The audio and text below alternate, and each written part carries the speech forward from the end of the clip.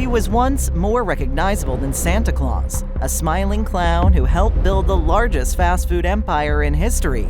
And then he vanished. No scandal, no press release, no explanation. So what really happened? Was he quietly erased by corporate strategy, pushed aside by controversy, or did something happen that made McDonald's want him gone? Because Ronald McDonald wasn't just a mascot, he was one of the most powerful marketing tools ever created. This is the rise and mysterious disappearance of McDonald's most famous face. Chapter 1: The Birth of a Clown. In 1963, the suburbs were expanding, car culture was booming, and America was hungry for something fast, affordable, and consistent. McDonald's was growing rapidly, riding the wave of this new, modern convenience. But they wanted something more, something that would turn a simple burger run into a full-blown family ritual. They needed a face, a friend, a new mascot to replace the outdated hamburger-headed chef, Speedy. But why a clown? Why did they turn to such a strange and often divisive figure to become the ambassador of their brand? In the early 1960s, clowns weren't viewed with the same eerie undertones many associate with them today. Back then, clowns were symbols of fun, joy, and childhood innocence. Television was booming, and one of the most popular children's entertainers of the era was Bozo the Clown, a syndicated TV phenomenon that captivated kids across the country. In fact, in Washington, D.C., a young weatherman named Willard Scott had been playing Bozo on local television. He had the voice, the presence, and most importantly, the ability to engage kids through a camera lens. McDonald's saw an opportunity. They approached Scott and offered him a new role, to become the face of McDonald's new mascot. And so, Ronald McDonald was born. But this was not the Ronald you remember. The earliest version of Ronald was unsettling, to say the least. He wore a cardboard food tray as a hat, complete with a cup for a nose. His belt carried burgers and fries like tools, as if he were some kind of fast food repairman. And yet, despite his odd appearance, it worked. Kids responded to the character seen on TV, and McDonald's had accidentally tapped into something far more powerful than anyone realized: the science of childhood branding. The 1960s were an age when television personalities were beginning to wield massive influence over kids. Mr. Rogers was gently teaching life lessons. Captain Kangaroo and the gang from Sesame Street entertained with songs and stories. Walt Disney was turning animated characters into global icons. America was learning how to market directly to its youngest citizens, building brand loyalty before children even understood the concept of loyalty. And Ronald? He was becoming the smiling Pied Piper of the fast food world. But behind the cheerful face, one can't help but wonder, was this early marketing bond with children calculated? Or had McDonald's stumbled into a new form of corporate influence, one that would soon raise uncomfortable questions? Because as Ronald's fame grew, so too did the stakes. So what would eventually turn this joyful mascot into a lightning rod for controversy? And how did Ronald go from being everywhere to almost nowhere? Chapter 2: The Golden Era of Ronald. As the 1970s dawned, something fascinating happened. Ronald McDonald wasn't just a gimmick anymore. He was quickly evolving into a full-blown cultural phenomenon. Gone was the clunky food tray hat and the slapdash costume. McDonald's invested in creating a more polished, approachable, and universally appealing Ronald. Bright red hair, a painted-on permanent smile, oversized yellow jumpsuit, and those signature giant red clown shoes. But here's where things get interesting. This was no longer just about a clown. McDonald's was building its own world. Enter McDonaldland, a surreal, colorful, almost psychedelic universe filled with strange characters and bizarre storylines. Grimace, the large, purple blob-like creature who loves milkshakes. The Hamburglar, a mischievous crook obsessed with stealing burgers. Mayor McCheese, Officer Big Mac, Birdie the Early Bird, and even minor oddities like the Fry Kids. Each one served a purpose. Each character had storylines, adventures, and more importantly, merchandise. Toys, commercials, playsets, theme park-like playgrounds inside the restaurants. A visit to McDonald's was no longer just about grabbing a burger, it was an event. But was it really about entertainment? Or was this something much more strategic? They weren't just selling food, they were planting seeds of brand loyalty in kids before they even had purchasing power. A psychological head start, embedding their logo, characters, and jingles into developing minds. And they weren't alone in this strategy. Around the same time, other corporate giants were also targeting the youth market. For example, the Saturday morning cartoon boom of the 1980s was basically an extended commercial for toy companies like Hasbro and Mattel. Transformers, G.I. Joe, He-Man, Gem, all crafted to hook children and sell products. Ronald McDonald was functioning in a similar space. His commercials ran constantly, not just on TV, but he was everywhere kids turned. Birthday parties, school events, parades, even hospital visits. But here's the question that rarely gets discussed. Was this mass-scale emotional marketing entirely harmless? In an era before there were serious regulations about advertising to children, corporations like McDonald's wielded enormous unchecked influence over young consumers. Psychologists would later argue that children under the age of 8 often can't distinguish between content and advertising, making them especially vulnerable. And McDonald's was becoming a master at blurring that line. At his peak, Ronald McDonald was recognized by more children than Santa Claus, and this wasn't by accident. A fictional clown, invented to sell hamburgers, had surpassed one of the most iconic figures ever created. But behind that success, a storm was quietly building on the horizon. Because while Ronald was everywhere in the 70s, 80s, and 90s, something was about to shift. Something that would eventually lead to his downfall. And very soon, the very tactics that made Ronald McDonald so powerful would turn him into a target. So how did the king of fast food mascots lose his grip? And who were the rivals waiting in the wings, ready to challenge Ronald's reign? Before we get into the cause of Ronald's disappearance, take a second to hit that like button and drop a comment. Chapter 3: The Competition Strikes Back. For years, Ronald McDonald ruled the fast food landscape uncontested. But in business, empires rarely remain unchallenged forever. As McDonald's grew into a global juggernaut, hungry competitors were watching, and they were learning. The 1980s and 1990s saw the rise of the Mascot Wars, an unspoken battle for attention, loyalty, and market share. And unlike Ronald, the new challengers were expanding their target audience. Burger King sharpened its brand with its own strange mascot, the King. In the 2000s, Burger King's ad campaigns were capturing teenagers and young adults with irony and absurdity, while the Wendy's mascot, based on founder Dave Thomas's daughter, focused on quality and nostalgia. With the rise of social media, Wendy's took a sharp turn into humor and snark. The brand roasted customers and competitors alike, earning viral attention. Then there was Jack of Jack in the Box fame, who returned in the 90s with his giant round head and dry adult humor. A mascot aimed less at children and more at college students and office workers. One by one, McDonald's competitors were evolving. They were adapting to a new marketing battlefield where adults were now the prime target. Meanwhile, Ronald remained trapped in the brightly colored world of McDonaldland. The clown, once cutting edge, now seemed frozen in time, a relic of a more innocent era. The world was getting older, savvier, and more skeptical. And as children grew up, Ronald didn't grow with them. But there's a deeper question here. Was this really about mascots, or was something bigger going on? By the late 1990s and early 2000s, consumer culture itself was shifting. Audiences were becoming more cynical, more media literate. Even young kids were maturing faster, exposed to a hyper-connected digital world far different from the simple days of Ronald's heyday. Could a friendly, always smiling clown still hold sway in this new digital environment? Or was his very existence becoming outdated, even embarrassing? The shift was subtle at first. McDonald's aired fewer commercials featuring Ronald. Fewer promotions revolved around the McDonaldland characters. Slowly, the Golden Arches began pulling back, even as his mascot compatriots grew bolder. But there was something else lurking, something more dangerous than shifting trends. A new enemy Ronald was never designed to face: public scrutiny. Because soon, it wasn't just rival mascots that threatened Ronald McDonald, it was critics, activists, and lawsuits. And their message was clear: Ronald wasn't harmless, he was dangerous.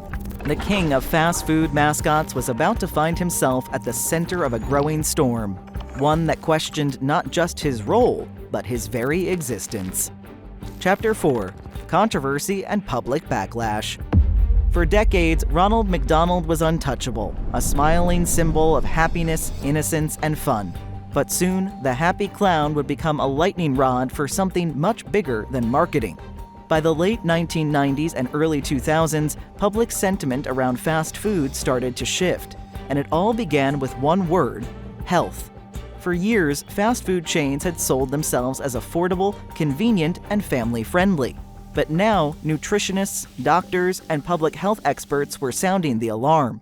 Obesity rates were skyrocketing, especially among children, and diet-related illnesses were on the rise.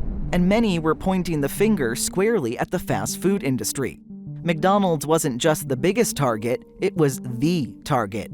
And who was its most recognizable face? Ronald McDonald. A growing chorus of critics argued that Ronald was no longer an innocent character. He was a calculated weapon, a tool designed to manipulate children into forming unhealthy eating habits from a young age. Was Ronald simply a mascot, or was he a walking, talking symbol of corporate greed? In 2004, the pressure reached a boiling point with the release of Super Size Me, a documentary that accused McDonald's of fueling America's obesity epidemic. It cast an unflattering spotlight not only on the food, but on the psychological tactics used to sell it, particularly to children. Suddenly, Ronald McDonald wasn't just a clown, he was an accomplice. Advocacy groups launched aggressive campaigns calling for Ronald's retirement. They argued that using a friendly clown to lure children into unhealthy eating habits was predatory and unethical. Lawsuits were filed, politicians weighed in, and public opinion began to shift. Parents who once took their kids to McDonald's without a second thought were now questioning whether Ronald had been a trusted friend after all, or just a smiling salesman all along. Headlines framed Ronald as both puppet and puppet master, a front man for a billion-dollar industry profiting off childhood obesity. Talk shows debated his morality. Editorials questioned whether any company should be allowed to market directly to children. Even within McDonald's boardrooms, uncomfortable questions were being asked. Was Ronald McDonald still an asset, or had he quietly become a liability? This was no longer just about marketing. It was about public relations, legal risk, and corporate image. And for a global brand like McDonald's, the stakes were enormous. McDonald's executives faced the dilemma of having to defend their beloved mascot and risk further backlash, or begin to quietly distance themselves from the character that helped build their empire. In the end, they chose a path of calculated retreat. But just as Ronald was beginning to fade, an even stranger force would appear, something no one in the marketing world could have predicted: a new kind of fear, a fear of clowns. Would this finally push Ronald McDonald off the stage for good? Chapter 5: The Slow Phase-Out. The fall of Ronald McDonald didn't happen overnight. There was no grand announcement, no farewell tour, no single dramatic scandal that forced his exit. Instead, something much stranger happened. He simply began to disappear. At first, it was subtle. Fewer TV commercials featured Ronald. His appearances at schools and hospitals became less frequent. McDonaldland, once a vibrant, bizarre world full of quirky characters, was slowly dismantled. Playgrounds that once featured giant statues of Ronald, Grimace, and the Hamburglar were redesigned or removed entirely. Officially, McDonald's offered little explanation. When asked, they'd simply say that Ronald was still part of the brand. But in practice, he was already fading into the corporate shadows. And yet, his disappearance wasn't entirely the result of public health campaigns or changing marketing strategies. Something even more bizarre was happening that no marketing department could control: fear. In 2016, reports began to surface across the United States, and eventually the world, of people dressed as clowns lurking in public places, standing silently at the edge of forests, wandering near schools, appearing in parking lots at night. The so-called creepy clown sightings spread like wildfire on social media, creating a global wave of unease. Nobody knew exactly where it started or why. Was it a viral prank? A social experiment? Something darker?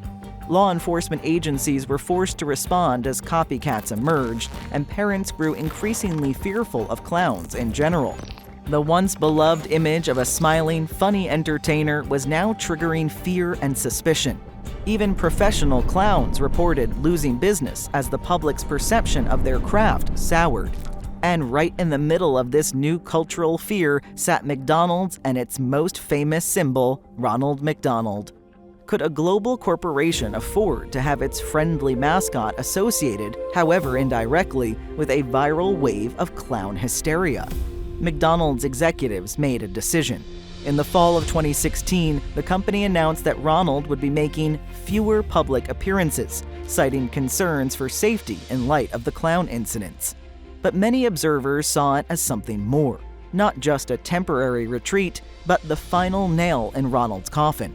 After decades of dominating children's imaginations, it wasn't lawsuits or activists that finally removed Ronald McDonald from public life. It was a viral internet phenomenon, an irrational cultural panic that sealed his fate. Or did it? Because while Ronald vanished from the spotlight, McDonald's was already evolving behind the scenes, preparing for its next transformation.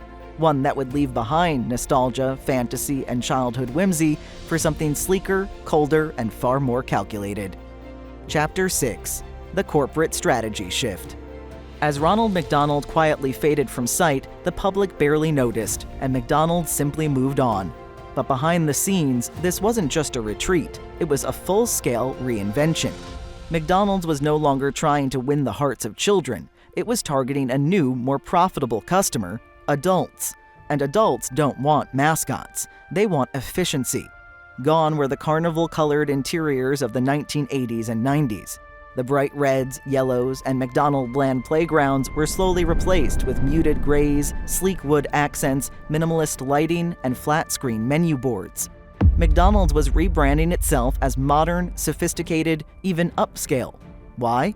Because the battle for the next generation wasn't about fun anymore. It was about convenience, speed, digital integration, and image. McDonald's needed to shed its old identity as a children's playground and become a fully streamlined, tech-driven, adult-friendly fast food empire. Consider the changes. McCafe became a competitor to Starbucks, offering gourmet coffee and pastries. Digital kiosks and mobile apps replaced the old ordering lines. Delivery partnerships allowed customers to get McDonald's without even leaving their homes. Ad campaigns tried to counter the unhealthy stigma by promoting quality and transparency. Sustainability pledges were rolled out to attract environmentally conscious customers. But where was Ronald McDonald in all of this? Nowhere to be seen. He didn't fit.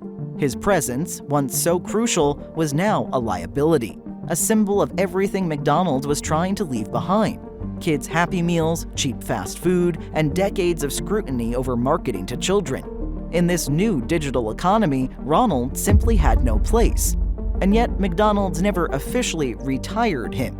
They kept him on the books, technically still part of the brand's intellectual property, quietly preserved like an archived file. Why? Perhaps to avoid the controversy of officially firing him. Perhaps to keep the options open should public sentiment shift again. And yet, his fingerprints remain everywhere. Because even without Ronald, the empire he helped build stands stronger than ever.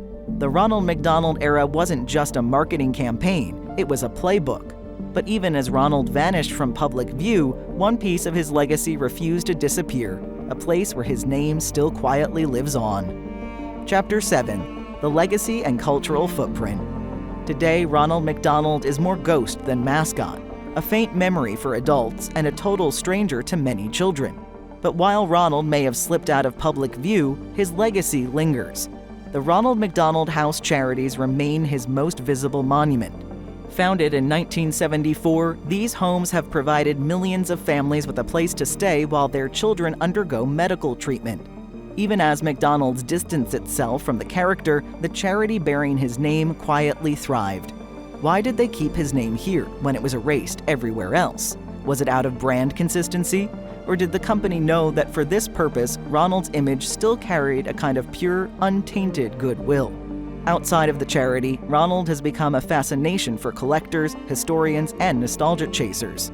Vintage Ronald McDonald merchandise, old Happy Meal toys, figurines, signage, and even life-size statues are sought after on secondary markets. In pop culture, Ronald has taken on an entirely new life, but not necessarily the one McDonald's intended. He occasionally appears as an internet meme, a symbol of late-stage capitalism, or even as a creepy figure in viral horror content. Countless parody videos, fan theories, and urban legends swirl around the idea of Ronald's disappearance, fueling the internet's fascination with fallen mascots and lost brand relics. But make no mistake, Ronald McDonald was never just a character. He was a system, a machine, a long-running psychological operation that taught global corporations how to turn products into childhood memories, and childhood memories into lifelong loyalty. Even now, companies across every industry continue to apply the same emotional branding lessons that Ronald once pioneered. Tech giants, streaming platforms, toy companies, snack foods, they all still play variations of the same psychological game that McDonald's mastered decades ago. Ronald McDonald didn't vanish because he failed. He vanished because he succeeded too well.